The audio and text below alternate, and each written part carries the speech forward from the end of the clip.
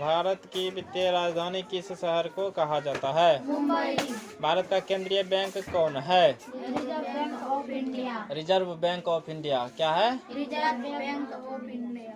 Reserve bank of India, जिसको RBI कहते हैं। नहीं सुनते हो? जी। आरबीआई नहीं सुने हो? नहीं सुने हो? 10 क्या है किसी के पास? तो भारत का केंद्रीय बैंक कौन है? Reserve bank of India. Reserve bank of India. Bharat का केंद्रीय बैंक कौन है? Reserve bank of India. निम्नलिखित में से कौन सा संस्थान भारत में मुद्रा जारी करने के लिए अधिकृत है? Reserve bank of India. निम्नलिखित में से कौन सा संस्थान भारत में मुद्रा जारी करने के लिए अधिकृत है? Reserve bank of India. निम्नलिखित में से कौन सा संस्थान भारत में मुद्रा जारी करने के लिए अधिकृत है? Reserve bank of India. पूंजी बाजार में किस प्रकार के ऋणों का लेन देन होता है? दीर्घकाल। हैं? दीर्घकाल। पूंजी बाजार में किस प्रकार के ऋणों का लेन देन होता है? दीर्घकाल।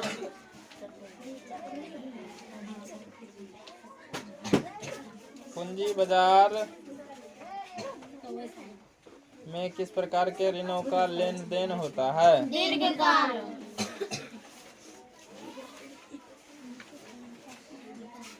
इनमें से कौन सा संस्थागत वित्त संसाधन है, वित्त का साधन है? व्यावसायिक बैंक। व्यावसायिक बैंक क्या है? व्यावसायिक बैंक। इनमें से कौन सा संस्थागत वित्त का साधन है? व्यावसायिक बैंक। इनमें से कौन सा संस्थागत वित्त का साधन है? व्यावसायिक बैंक। इनमें से कौन सा संस्थागत वित्त का साधन है? व्यावसायिक। है? व्यावसायिक बैंक क्या होगा? व्यावसायिक बैंक। इनमें से कौन सा संस्थागत वित्त का साधन है? व्यावसायिक बैंक। आगे निम्न में से कौन सा संस्थागत वित्तीय संस्थाओं के उदाहरण है? क्षेत्रीय ग्रामीण बैंक या व्यावसायिक बैंक? एक ही बात है, दोनों सवाल एक के है, ठीक है। संस्थागत वित्तीय संस्थाओं के उदाहरण हो गया क्षेत्रीय ग्रामीण बैंक को या व्यावसायिक बैंक को, ठीक है। निम्न में से कौन सा संस्थागत वित्तीय संस्थाओं के उदाहरण है? क्षेत्रीय ग्रामीण बैंक। क्षेत्रीय ग्रामीण बैंक या व्यावसायिक बैंक? क्षेत्रीय ग्रामीण बैंक या व्यावसायिक बैंक। भारत में कितने राष्ट्रीयकृत बैंक हैं? 14। भारत में कितने राष्ट्रीयकृत बैंक हैं? 14। भारत में कितने राष्ट्रीयकृत बैंक हैं? 14। भारत में कितने राष्ट्रीयकृत बैंक हैं? 14। शेयर बाजार की नियामक संस्था है स्टॉक एक्सचेंज, ठीक है। स्टॉक एक्सचेंज शेयर बाजार की नियामक संस्था है। Stock exchange. Stock exchange share बाजार की नियामक संस्था है। Stock exchange. शेयर बाजार की नियामक संस्था है स्टॉक एक्सचेंज। स्टॉक एक्सचेंज, ठीक है। शेयर बाजार की नियामक संस्था है। Stock exchange. Stock exchange share बाजार की नियामक संस्था है। Stock exchange. दीर्घकालीन ऋण प्रदान करने वाली संस्था कौन सी है? भूमि विकास बैंक। भूमि विकास बैंक क्या होगा? भूमि विकास बैंक। दीर्घकालीन ऋण प्रदान करने वाली संस्था कौन सी है? भूमि विकास बैंक। दीर्घकालीन ऋण प्रदान करने वाली संस्था कौन सी है? भूमि विकास बैंक। भूमि विकास बैंक। दीर्घकालीन ऋण प्रदान करने वाली संस्था कौन सी है? भूमि विकास बैंक। दीर्घकालीन ऋण प्रदान करने वाली संस्था कौन सी है? भूमि विकास बैंक।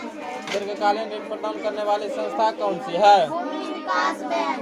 व्यावसायिक बैंकों का राष्ट्रीयकरण कब किया गया? 1969 में। 1969 में। व्यावसायिक बैंकों का राष्ट्रीयकरण कब किया गया? 1969 में। व्यावसायिक बैंकों का राष्ट्रीयकरण कब किया गया? 1969 में। व्यावसायिक बैंकों का राष्ट्रीयकरण कब किया गया? 1969 में। इनमें कौन व्यापारिक बैंक की जमा का प्रकार नहीं है? अधिविकर्ष। इनमें कौन व्यापारिक बैंक की जमा का प्रकार नहीं है? अधिविकर्ष। इनमें कौन व्यापारिक बैंक की जमा का प्रकार नहीं है? अधिविकर्ष। भारतीय रिजर्व बैंक की स्थापना किस वर्ष हुई थी? 1935। 1935। भारतीय रिजर्व बैंक की स्थापना किस वर्ष हुई थी? 1935। भारतीय रिजर्व बैंक की स्थापना किस वर्ष हुई थी? 1935। भारतीय रिजर्व बैंक की स्थापना कब हुई थी? 1935।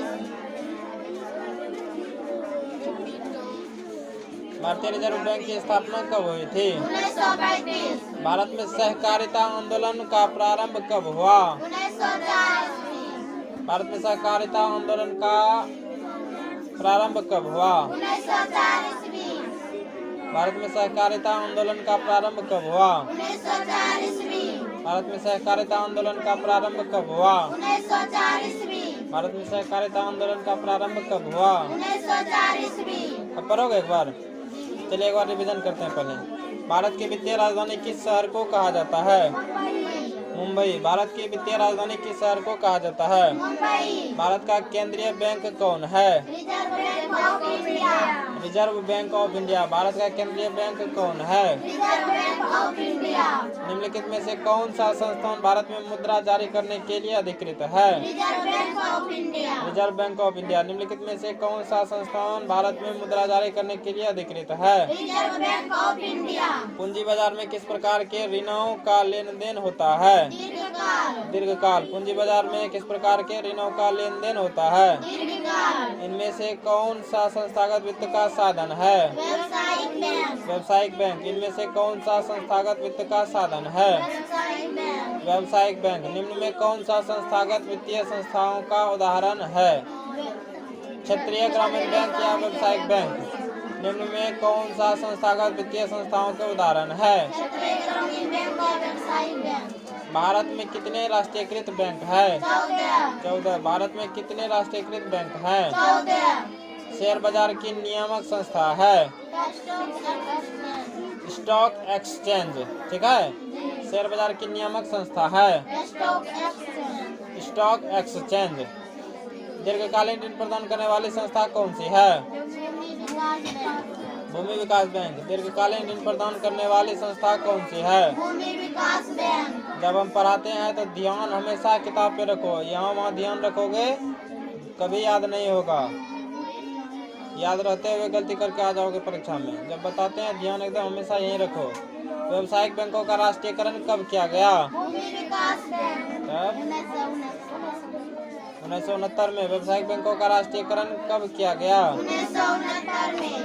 व्यावसायिक बैंकों का राष्ट्रीयकरण कब किया गया? 1969 में। इनमें कौन व्यापारिक बैंक की जमा का प्रकार नहीं है? अधिविकर्ष। अधिविकर्ष। इनमें कौन व्यापारिक बैंक की जमा का प्रकार नहीं है? अधिविकर्ष। भारतीय रिजर्व बैंक की स्थापना किस वर्ष हुई थी? 1935। 1935। भारतीय रिजर्व बैंक की स्थापना किस वर्ष हुई थी? 1935। 1935। भारतीय रिजर्व बैंक की स्थापना किस वर्ष हुई थी? 1935। भारत में सहकारिता आंदोलन का प्रारंभ कब हुआ? 1940।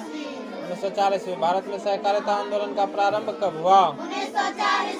चलिए 10 मिनट पढ़िए, उसके बाद फिर पढ़ाएंगे अगला चैप्टर।